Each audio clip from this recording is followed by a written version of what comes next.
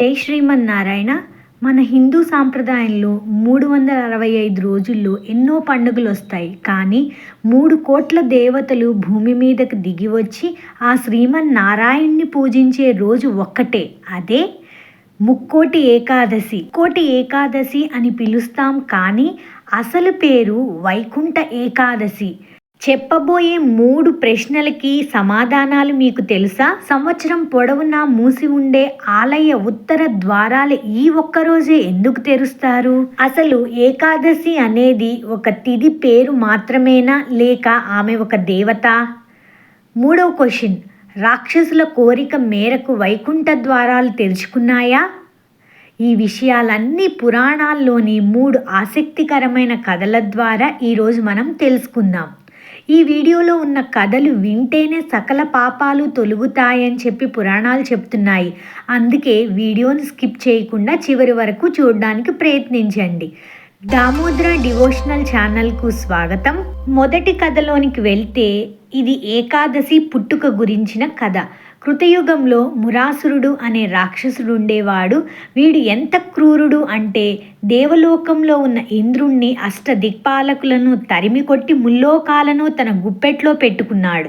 దేవతలంతా వెళ్ళి ఆ శ్రీమన్నారాయణ్ణి శరణు కోరారు. అప్పుడు విష్ణువు మురాసురుడితో యుద్ధానికి దిగాడు. ఆ యుద్ధం 1 కాదు, 2 రోజులు కాదు, ఏకంగా 1000 సంవత్సరాల పాటు జరిగింది. విష్ణువు తన ఆయుధాలతో మురాసురుడిని సైన్యాన్ని అంతం చేశాడు. కానీ మురాసురుడు మాత్రం అలసిపోకుండా పోరాడుతూనే ఉన్నాడు.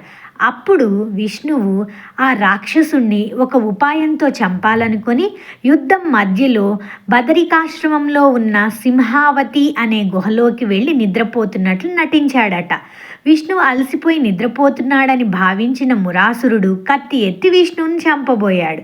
సరిగ్గా అప్పుడే విష్ణువు శరీరం నుంచి ఒక అద్భుతమైన కాంతితో ఒక స్త్రీ శక్తి ఉద్భవించింది. ఆమెను చూడగానే మురాసురుడు భస్మమైపోయాడు.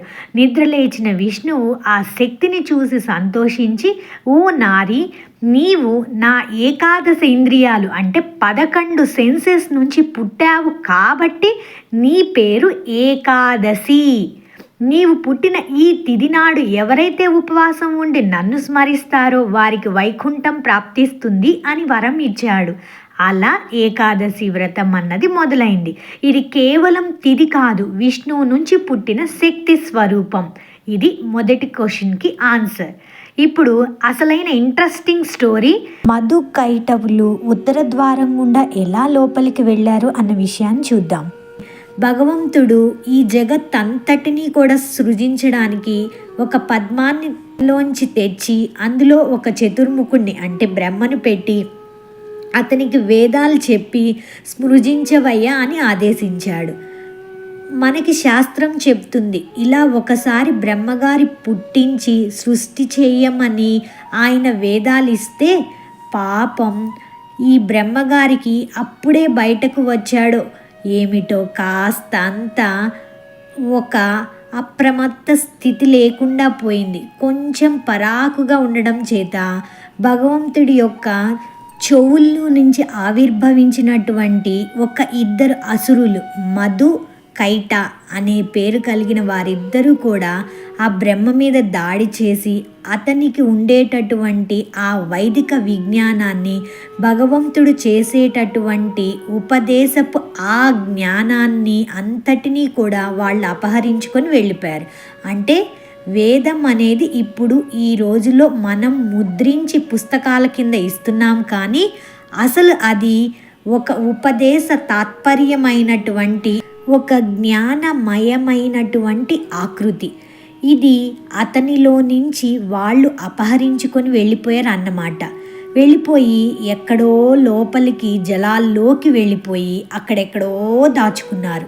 ఆ సమయంలో పాపం బ్రహ్మగారికి చేయాల్సిన కార్యాన్ని అంతటికీ మూల ఆధారమైనటువంటి ఆ వేదం లేకపోయేటప్పటికీ గాబరా పడిపోయి అయ్యో అయ్యో అని భగవంతుణ్ణి పాలకడిల్లో పడుకున్నటువంటి ఆకృతిలో చూసి ఆశ్రయించి నాకు ఇలా జరిగింది అని ఆయన దగ్గర విన్నవించుకున్నాడు. సరే అని భగవంతుడు అనుకొని ఎక్కడ వీళ్ళిద్దరూ దాచారు ఆ ప్రాంతానికి వెళ్ళి ఆ వేదాల్ని తెచ్చి బ్రహ్మకిస్తాడు.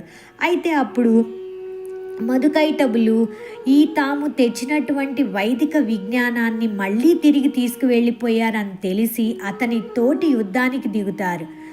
యుద్ధానికి దిగిన వాళ్ళని చూసి, ఎందుకురా అనవసరంగా మీరు ఇలాగా పోరాటానికి సిద్ధపడ్డారు, మీకు ఏం కావాలో చెప్పండి అని మన శ్రీమన్నారాయణ అడిగారు. అప్పుడు మధుకైటబులు, నువ్వు మాకు కావాల్సింది ఇచ్చేదేందయ్యా, మేమే నీకు కావాల్సింది ఇస్తాం, కోరుకో అన్నారట. సరే అని భగవంతుడు నవ్వి, చాలా సంతోషం, అయితే మీరు ఏ విజ్ఞానాన్ని అపహరించారో దాన్ని మళ్ళీ చక్కగా యథాస్థానానికి ఇచ్చేసి మీరు ఎక్కడి నుంచి వచ్చారో అక్కడికి వెళ్ళిపోండి, ఇదే నేను కోరే వరం అన్నాడు. ఊరికినే ఇస్తామా ఏమిటి, నీకు అది గనుక ఇవ్వాలి అని అనుకుంటే నువ్వు మాతో కనీసం 4 రోజులైనా యుద్ధం చేయగలిగితే అప్పుడు మేము దాని గురించి ఆలోచిస్తామన్నారు. సరే అని మన కృష్ణ పరమాత్మ 4 రోజులు యుద్ధం జరిగింది, మల్ల యుద్ధం జరిగిందనమాట. ఆ మల్ల యుద్ధంలో వారిద్దరినీ కూడా భగవంతుడు మర్దించాడు. వాళ్లకు ఉండేటటువంటి ఆ యోగ్యతకి సరే భగవంతుడి యొక్క చేతుల్లో వాళ్ళిద్దరూ కూడా ఈ రకమైనటువంటి స్థితిని పొందటం చేత ఇప్పుడు భగవంతుడికి నిజంగా జాలి కలిగి, ఏమయ్యా మీ ఇద్దరికి ఏం కావాలో చెప్పండి అన్నారు. వాళ్ళిద్దరినీ తనతోటి పోరాడి తిరిగి మళ్ళీ ఆ వేదాన్ని బ్రహ్మగారికి ఇచ్చే అవకాశం కలిగించినందుకు వాళ్ళిద్దరికీ కూడా భగవంతుడి యొక్క నిత్య స్థానాన్ని ఇవ్వాలి అని అనుకున్నాడు. కానీ వాళ్ళిద్దరికీ అలా వెళ్ళడానికి అవకాశం లేదు. భగవంతుడు ఇలా అనుకున్నారు కానీ వెళ్ళడానికి అవకాశం లేదు కదా. అలా అక్కడికి వెళ్ళాలి అంటే దానికి ఎన్నో రకాలైనటువంటి అడ్డంకులు ఉంటాయి. ఇప్పుడు మనకనుకోండి, ఎవరైనా సరే తిరుమల వెళ్ళాలి అంటే ఎన్ని సెక్యూరిటీ చెక్లు అయ్యి స్వామిని చూడడానికి వెళ్తాం.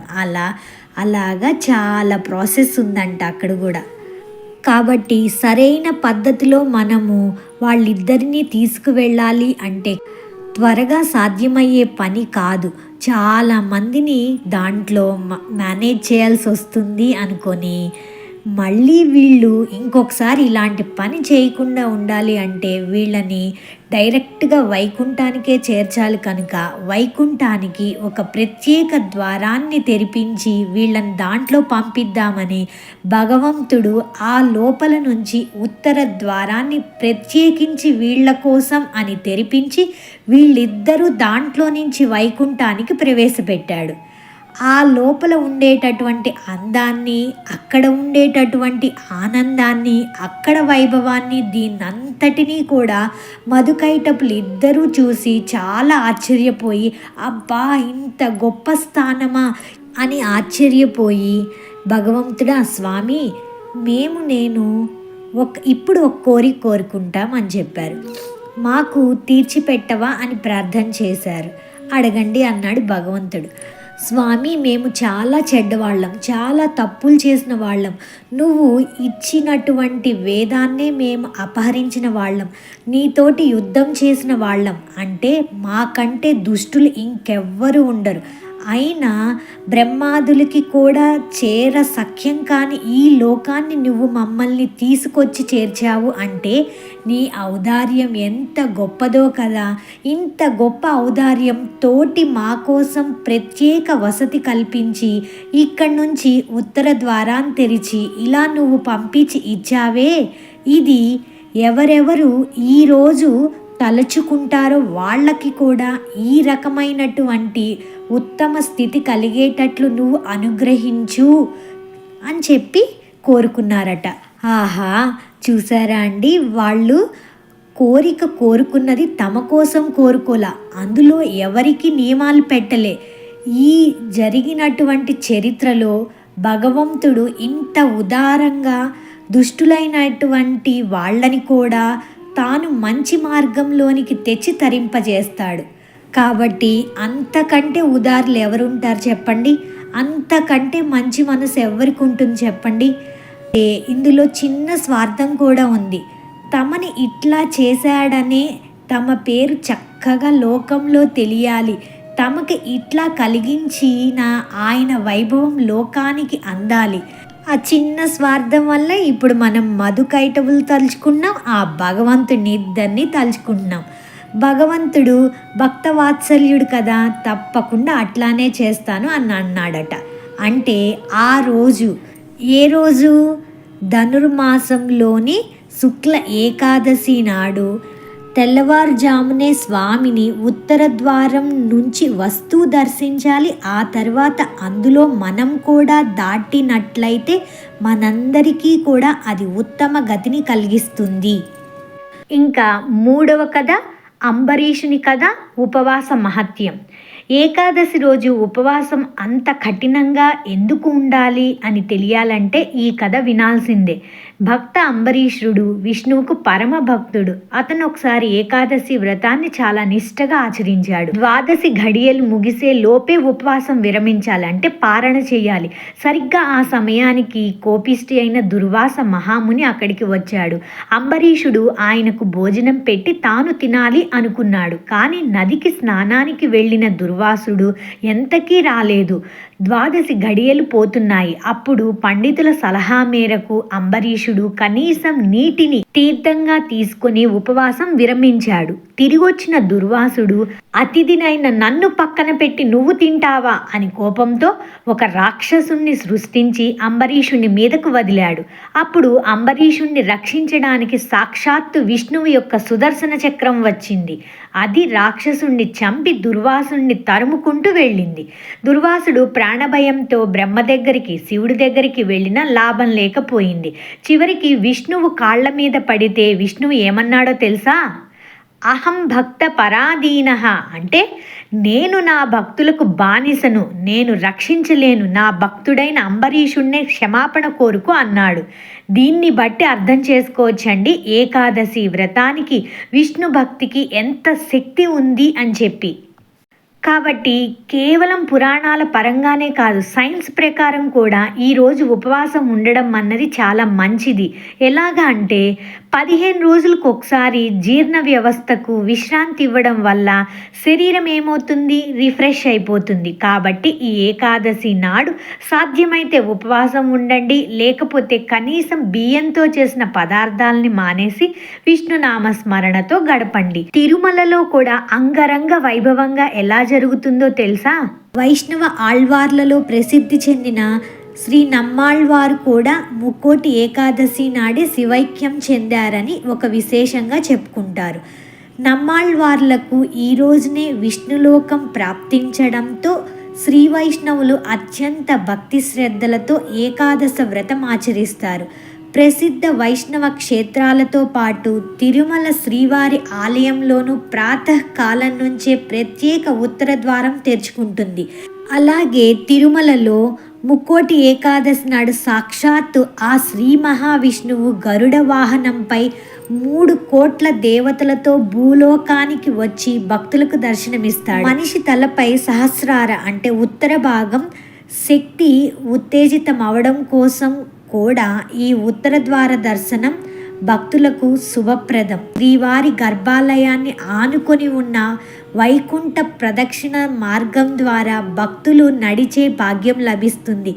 ఏకాదశి నాడు తిరుమలలో జరిగే మలయప్ప స్వామి ఊరేగింపు, ద్వాదశి నాడు శ్రీవారి పుష్కరిణిలో జరిగే చక్ర స్నానాలను దర్శించిన భక్తులు పునీతులవుతారు. వైకుంఠ ద్వాదశి నాడు ముక్కోటి తీర్థాలు కూడా స్వామి పుష్కరిణిలో ప్రవహిస్తాయని భక్తుల నమ్మకం. ఆ వైకుంఠవాసుడి అనుగ్రహం మనందరికీ కలగాలని కోరుకుందామా? ఈ కథలు మీకు ఎలా అనిపించాయి? వీటిలో ఏ కథ మీకు బాగా ఆసక్తికరంగా అనిపించిందో కుదిరితే కామెంట్ చేయండి. ఇలాంటి ఎన్నో వీడియోస్ మన ఛానల్లో ఉన్నాయి, తప్పకుండా సబ్స్క్రైబ్ చేసుకోండి దామోదర డివోషనల్ ఛానల్ని. తిరుప్పావై ప్రతిరోజు ఆండాల్ తాయార్ రచించిన తిరుప్పావై పాసురాలలోని అర్థాన్ని, ప్రతిపదార్థాన్ని, తాత్పర్యాన్ని, నిగూఢంగా దాగి ఉన్న రహస్యాలన్నింటినీ ఎగ్జాంపుల్స్తో అందరికీ అర్థమయ్యే భాషలో అందించడం జరుగుతూ ఉంది.